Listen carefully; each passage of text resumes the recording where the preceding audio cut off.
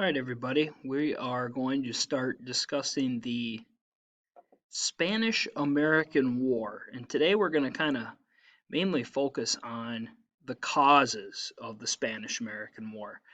Up to this point, we're talking about a time period that's about 30 years or so, almost 40 years after the Civil War has ended. And we really haven't had a major war against another country since 1812 when we were in the war against the British, kind of round two against the British. So this is about 100 years after those wars, or 90 years after that last war against the British, 40 years after the Civil War, 35 years after the Civil War.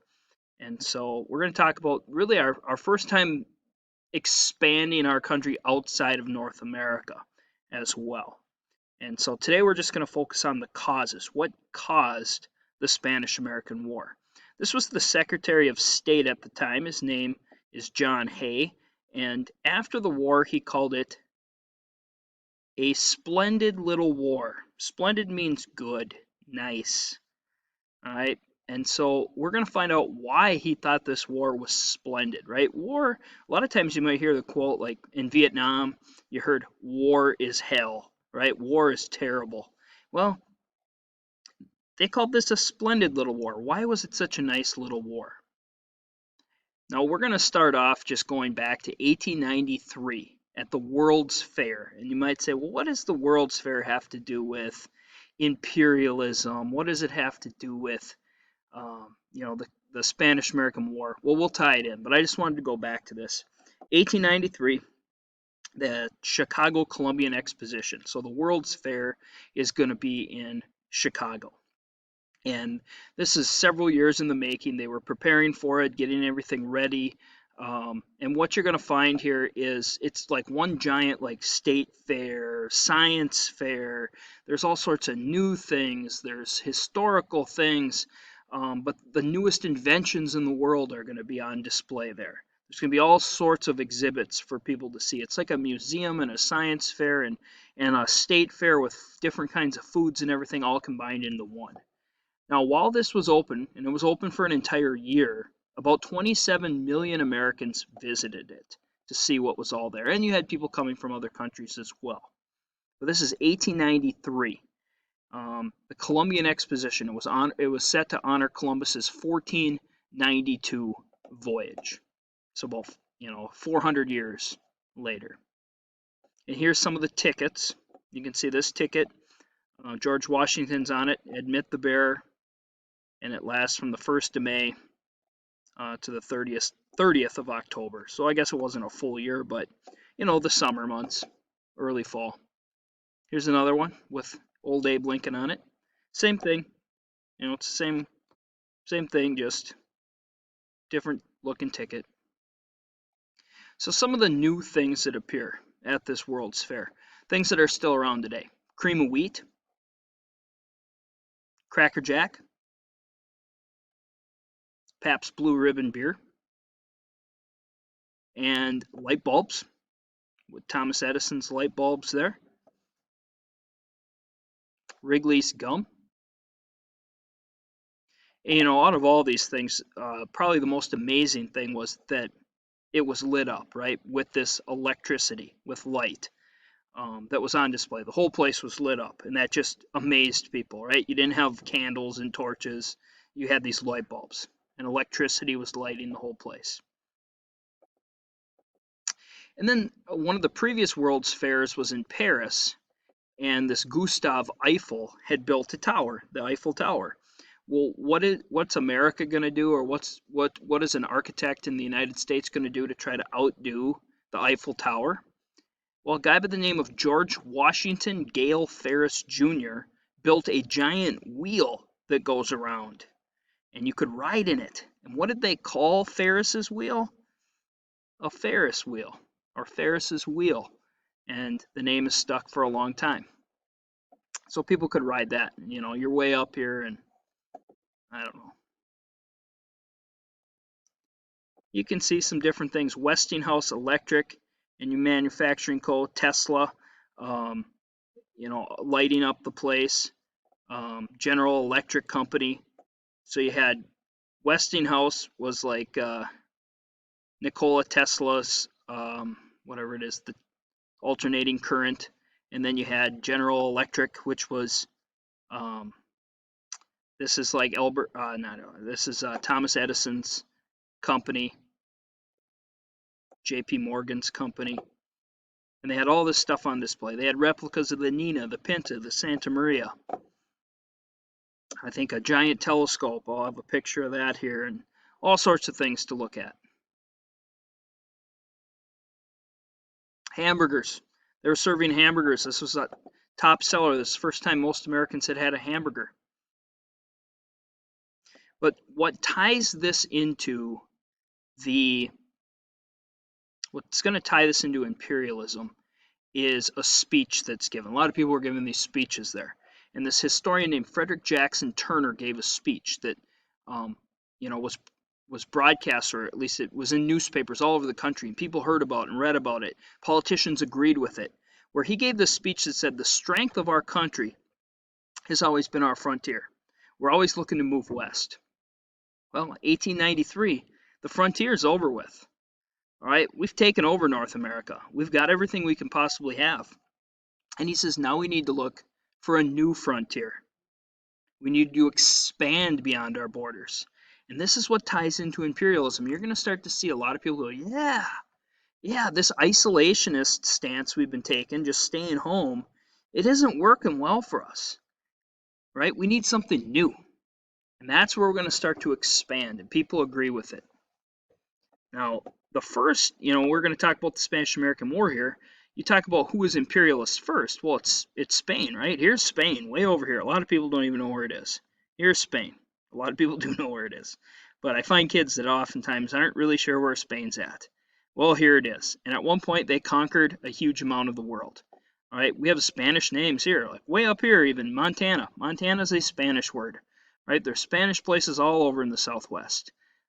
They speak Spanish throughout Mexico, Central America, South America, right? They speak Spanish it was a colonial language in a few places in Africa and places in Southeast Asia where they took over. And so they had a giant empire. But by the 1800s, there wasn't a whole lot left. Countries in South America, Central America, Mexico, the Caribbean, they had been winning their independence.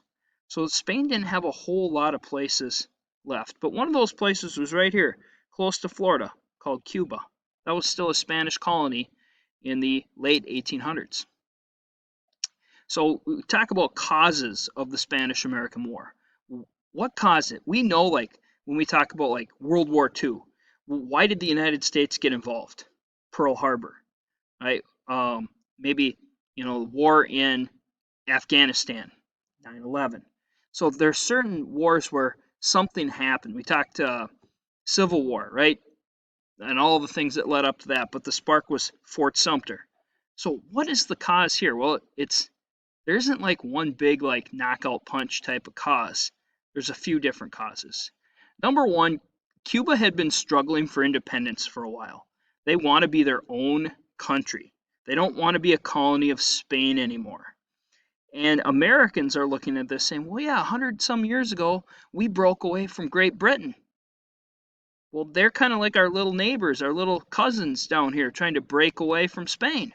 So Americans supported this. So Americans saw this as, hey, everybody over here should be free of colonization. And there had been off-again, on-again battles and skirmishes for independence in Cuba for a while.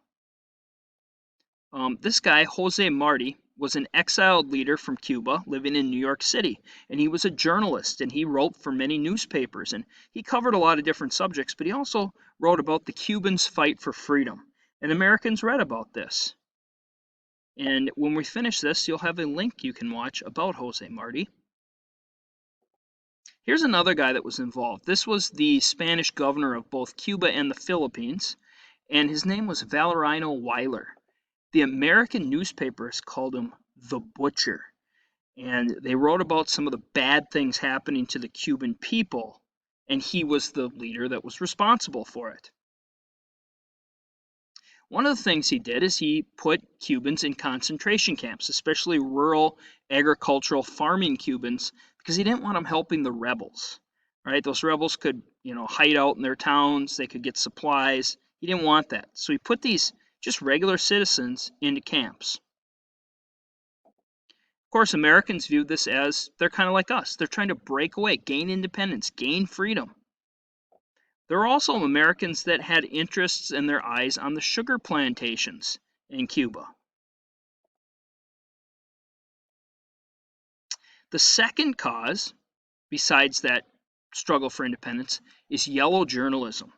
Newspapers in the United States printed sensationalized stories of Spanish atrocities in Cuba. So these are exaggerated, maybe even kind of made up type of stories in order to get people to buy the newspapers. The better the story, the more newspapers you're going to be able to sell. People want to bring that newspaper home, they want to buy that newspaper, they want to read about it. And so they're competing against each other. And the two big ones are the New York Herald and the New York Journal. And they wrote these sensationalized stories in order to sell newspapers, to get more readers. If you have more readers, you can sell more ads. You can charge more for your ads. Your newspaper can make more money. People don't want to read boring stories. They want to read exciting, interesting stories, even if they're terrible stories. So these are the guys. We'll have a link to watch on them. Joseph Pulitzer owned the New York Herald, and William Randolph Hearst owned the New York Journal. Hearst's famous line to a illustrator was, "You furnish the pictures, I'll furnish the war." If they can get a war going there, that's going to sell a lot more newspapers. And then you also had people in the country, one of those was Teddy Roosevelt and many others, that were still looking for a way to bring the country back together again from from the Civil War. All right, the North and South still weren't really getting along very good. There's still a lot of animosity there. And a lot of them thought, boy, if we can just have one good war to bring our country back together again, that can really help out. And so you had these war hawks kind of pushing it, like they were looking for a way to get into a war. But how do you get into war? How do you pick a fight? President William McKinley was an isolationist, and he had fought in the Civil War, and he knew how awful war was, and he didn't want to go to war. And so he's pretty reluctant to go to war. And a lot of Americans are saying, we need to go help the Cubans. We need to go help the Cubans. And McKinley's like, no. I'm not going to go help them. We're not going to get into a war. He goes, but what I will do is I'm going to put a warship, a U.S. warship in the Havana harbor, just to kind of keep an eye on them, just so they know we're there watching. Here you can see political cartoon. You got McKinley back here pulling on Uncle Sam. It says, let him go, McKinley. He's going to go try help the Cubans. And we'll get into what happens here. I kind of skipped a cause, but one of the things too was when we do finally declare war on Spain, we passed the Teller Amendment on that war declaration that states the United States would never annex Cuba. We would never take it over. Because the Spanish are going, you're just trying to take over Cuba. That's all you want to do. And we're like, no. We want to help them. Alfred T. Mahan believed in a strong navy. I'll probably get into this more. We're running out of time on my little video here, but he wanted a strong navy, and he wrote a book called The Influence of Sea Power Upon History. And what we're going to see is this book is very influential, and they passed some acts in Congress, and we build a really powerful navy. We build like 118 brand new ships, and we at that point a lot of people would say, if they studied those things, would say we have the third strongest navy in the world behind Great Britain and Spain. He also wants bases around the Pacific, coaling stations.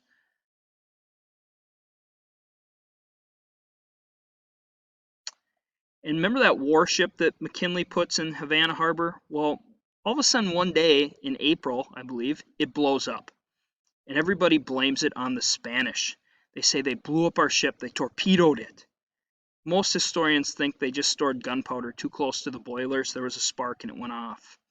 But it didn't matter. The newspapers ran with it. They're selling stuff. They want a war. Remember the Maine. To hell with Spain. Remember the Maine. To hell with Spain.